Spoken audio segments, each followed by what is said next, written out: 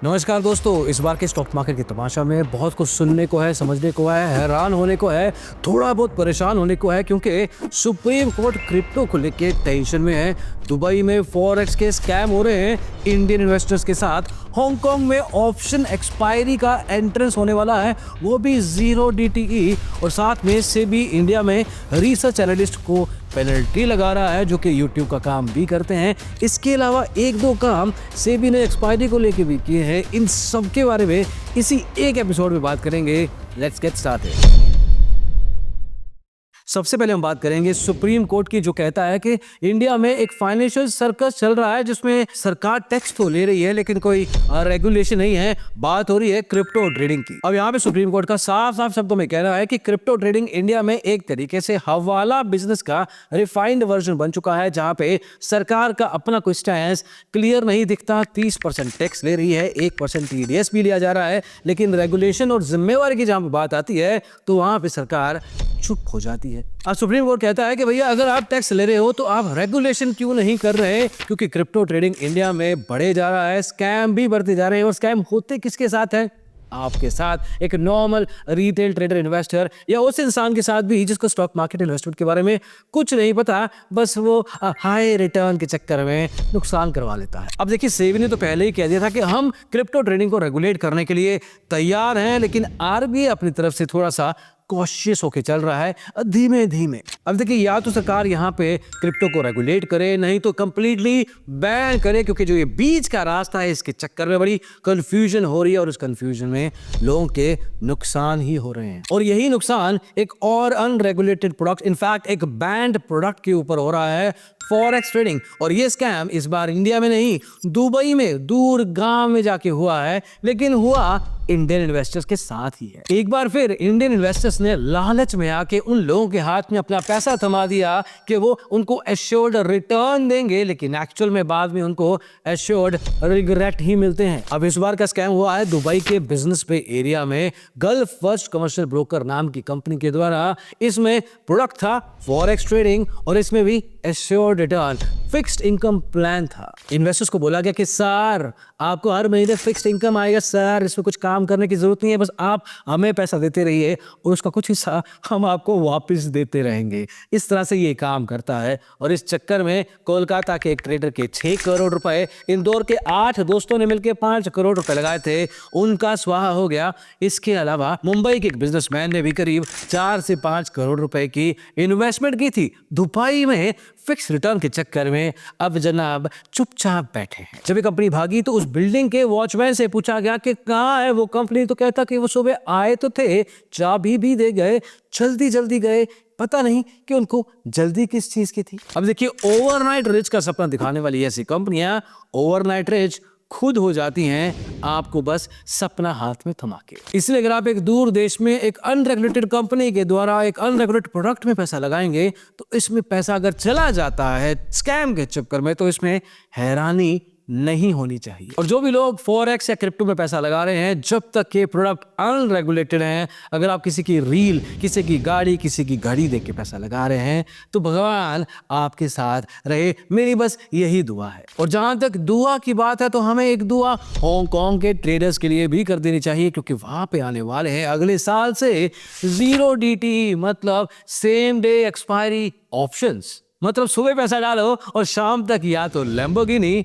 नहीं तो लंगोटी, कोई एक तो पक्का रह जाएगी। ये वही 0 डे एक्सपायरी ऑप्शंस हैं जिन्होंने अमेरिका के ट्रेडर्स को 4 सेकंड के अंदर हार्ट अटैक भी दिए हैं और कुछ चंद लोगों को अमीर बनाया है। और उन चंद लोगों के चक्कर में बाकी लोग भी आ जाते हैं कि शायद हमारी किस्मत भी चमक जाए। लेकिन ऑनेस्टली देखा जाए तो इंडिया के ट्रेडर्स ने साफ साफ पूरी दुनिया को दिखा दिया है कि ऑप्शन ट्रेडिंग में पैसा गंवाना मुश्किल नहीं है। हमारे यहाँ 91% गंवाते हैं और इस बात का हमें बिल्कुल भी फक्र नहीं है। एनीवे, वैसे तो चाइना और हांगकांग की वैसे भी अलग में रसाकशी चल रही है। चाइना हांगकांग के ऊपर अपना कब्जा करना चाहता है, लेकिन हांगकांग अपनी तरफ से बहुत रेजिस्ट कर रहा है। तो मेरे को तो लगता है कि ये चाइना की तरफ से एक चाल है कि पहले इनको ऑप्शन ट्रेडिंग में BC कर दो, वहां पे ऑप्शन घुसा दो, इनको नुकसान पहुंचा दो और फिर हम मिलिट्री लेके पहुंच जाएंगे धावा बोलने। पर देखते हैं कि हांगकांग के ट्रेडर्स डेरिवेटिव ट्रेडिंग को किस तरह से आजमाते हैं, इंडियन ट्रेडर्स की तरह या एक्चुअली जेन्युइनली सीखने की कोशिश करेंगे और उस हिसाब से ही ट्रेडिंग करेंगे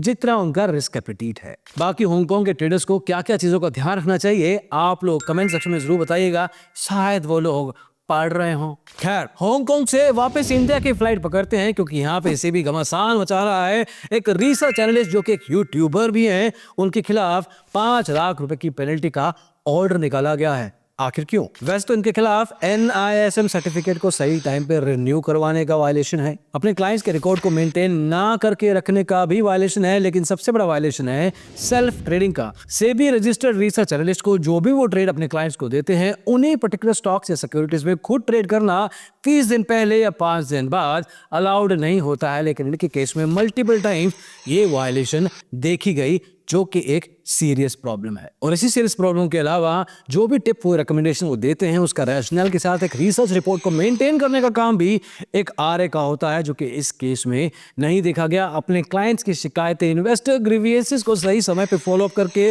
क्लोज करने का काम भी होता है, वो भी वायलेशन इस केस में देखी गई। हालांकि इस केस में कोई इंड्यूसमेंट या बड़ा कंसर्न जैसे कि गारंटीड रिटर्न्स या प्रॉफिट शेयरिंग या इलीगल तरीके से फीस ले लेने की प्रॉब्लम नहीं देखे गए हैं। इसके बावजूद सेबी ने इनके खिलाफ करीब 5 लाख रुपए की पेनल्टी लगाई है, जो कि एक सीरियस कंसर्न है। इसके अलावा सीमा जैन स्टॉक प्रो नाम का एक यूट्यूब चैनल जिसके करीब 4 लाख सब्सक्राइबर हैं, उसको भी ऑपरेट करती है। And then she also has a Telegram channel जो कि इस रिपोर्ट में मेंशन किए गए हैं। हालांकि इन कंसर्न्स के अलावा ये लव शर्मा नाम का सेबी रजिस्टर्ड RA भी हर तरह के इंड्यूसमेंट वाली वायलेशन कर रहा है। इसमें हम वीडियो भी बना चुके हैं, सेबी को शिकायत लिख चुके हैं। होपफुली सेबी ने अपनी कार्रवाई शुरू कर दी होगी, पर इनकी प्रोसेस को थोड़ा सा एक्सपेडाइट कर देना चाहिए क्योंकि जो इनकी वायलेशन है उसका पानी सिर के ऊपर जा चुका है। अब देखिए, वैसे तो सेबी रजिस्टर्ड RA या इन्वेस्टमेंट एडवाइजर का जो स्पेस है बहुत क्लीन है, ज्यादातर लोग साफ तरीके से काम करते हैं। Around 90-80-90% people are clean, but 10-15% हर जगह होते हैं जो कि पूरे के पूरे समुद्र को खराब कर देते हैं।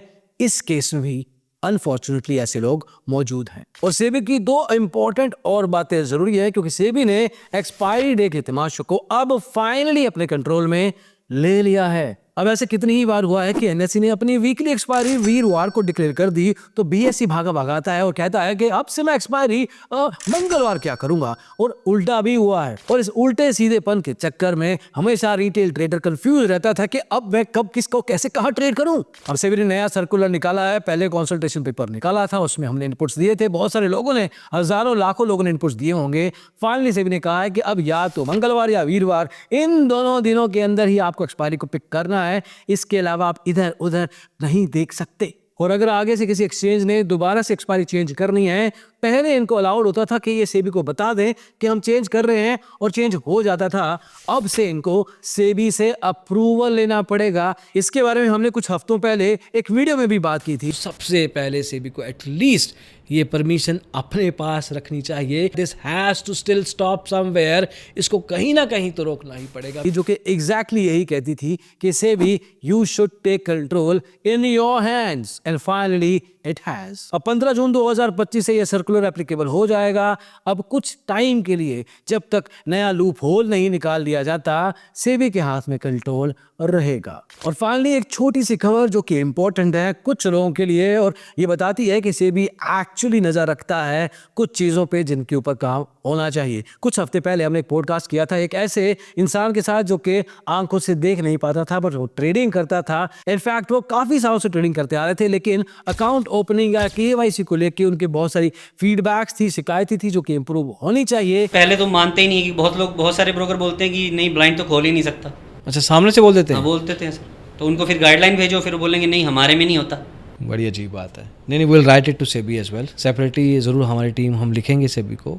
सेबी ने एक नया सर्कुलर निकाला है जो एग्जैक्ट इसी चीज को फिक्स करता है। सेबी ने अपनी डॉक्यूमेंटेशन में एक बात को और क्लियर और वाइडन अप करके बोल दिया है कि जो भी लोग विजुअली इंपेयर्ड हैं या डिसेबिलिटीज के साथ हैं, उनकी KYC प्रोसेस के लिए एक्सेसिबिलिटी ब्रोकर्स को और वाइडन अप करनी पड़ेगी। उनके अकाउंट ओपनिंग प्रोसेस को थोड़ा आसान बनाना पड़ेगा ताकि वो लोगों को भी स्टॉक मार्केट में इजिली इंक्लूड किया जा जा सके, and that is really a welcome step by the regulator. SEBI की तरफ से ये सिर्फ एक समझदारी नहीं, एक सेंसिटिव डिसीजन भी है, क्योंकि इससे हर तरह के ट्रेडर को एक इंक्लूजन का सुविधा मिलता है। खैर, अभी के लिए बस इतना ही। बहुत सारी कंफ्यूजन्स और बहुत सारी बातें इस पर्टिकुलर स्टॉक मार्केट की तमाशा एपिसोड में हमने कवर की है। आपको सबसे इंटरेस्टिंग और मजेदार खबर कौन सी लगी कमेंट सेक्शन में जरूर बताना। अभी के लिए इतना ही, अगली वीडियो में जल्दी मिलेंगे। इसको देखने के लिए शुक्रिया।